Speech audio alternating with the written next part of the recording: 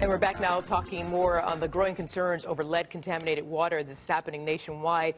Dr. Siegel, I would like you to talk to us about home kits, if those filters work, and then eventually maybe Dr. Samadi can tell us if your system has been compromised, is the damage irreversible? Yeah.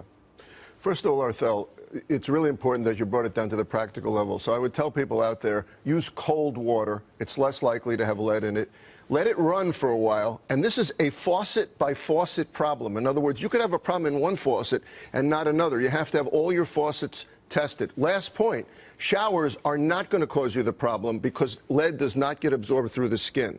Only gets absorbed drinking only. The kits that you can use for filters, most of them work. They have different ways of doing it. They can do it by electrolysis and boil the water and then cool it, or they can do it by leaching out the lead. Both of those work. Yeah, so if I go buy one of those, I'm not endorsing Brita, that's what I use. Does that work?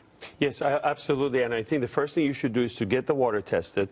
If you have any questions, Arthur, call your plumber and find out what kind of system you have. Now, the main water system is perfectly fine. When it gets to the medium-sized channels and then it comes to the small pipes in your house, that's probably when the contamination comes, if the house is built over 20, 30 years old. The other thing you can do is you can get one of these osmosis filters specifically to prevent lead. So you can use the water, but make sure you change the filter on a regular basis. Or is that the filter you put on your faucet, as you were talking about? You can do that, or you can basically get one of these mugs that has a filter in them and filter the water. I'll give you a great hint. Make sure everybody, and we don't do this in our house, and that's going to be the rule today, no shoe policy in the house, because you bring a lot of soil.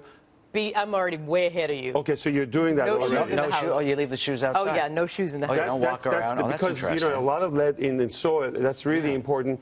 And finally, make sure that if there's something wrong, if you're not feeling well, and I tell you, we admit that the doctors are not well trained in getting and testing all these like toxic metals. You don't learn this in medical school. You're not trained to do it, and we're not testing it. So don't assume just because you go for your physical, there's going to be mercury, aluminum, lead. You have to find out, doc, is there something wrong? Kids that are not growing, behavioral changes. I'm going to throw something out there that's a little controversial. Even early autism and Asperger's may be perhaps related to some of these toxic levels. Wow. And if you have any information, I would love to hear from you. Well, the USA Today article was unbelievable. It said one school in Maine had 42 times the EPA level of lead in the water. What's that? I want to get back to something with you. Eric, just to make a quick thing on that point. Texas, Pennsylvania, New York, and California are the worst offenders here. And every year that you get your water bill, you can get something called the Consumer Confidence Report. They're supposed to tell you.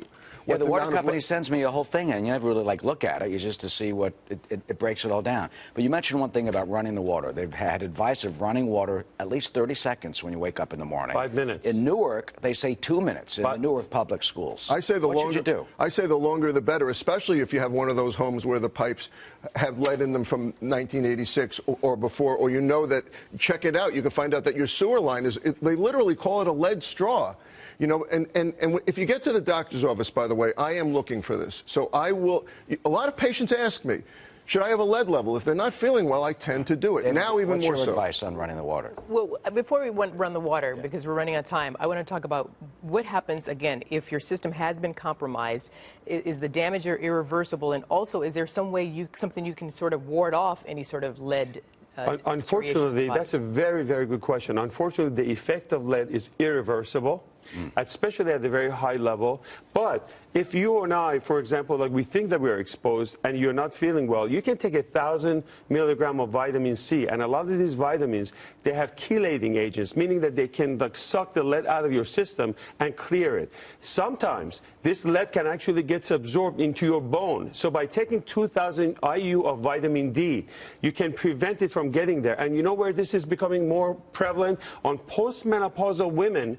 When you basically, your hormonal changes, that's an osteoporosis kicks in, that lead can come in and cause a problem later on. Oh, wow. You see women, listen, this is very important. You see women that start losing their hair out of the blue, or their thyroid changes, hormonal changes. A lot of secret is in this. We need more studies. And again, come to my social media. I want to hear from people. Vitamin C and vitamin D. Vitamin C, 1,000 milligrams, and 2,000 Run your water. Also, get it tested. You can call your doctor, call the EPA. We have the number up, as the doctor said. Check with your plumber to see if that's great advice. Yeah. Doctors, thank you. It's a large problem. Hopefully you don't have lead in your water. You can find out and do something about it.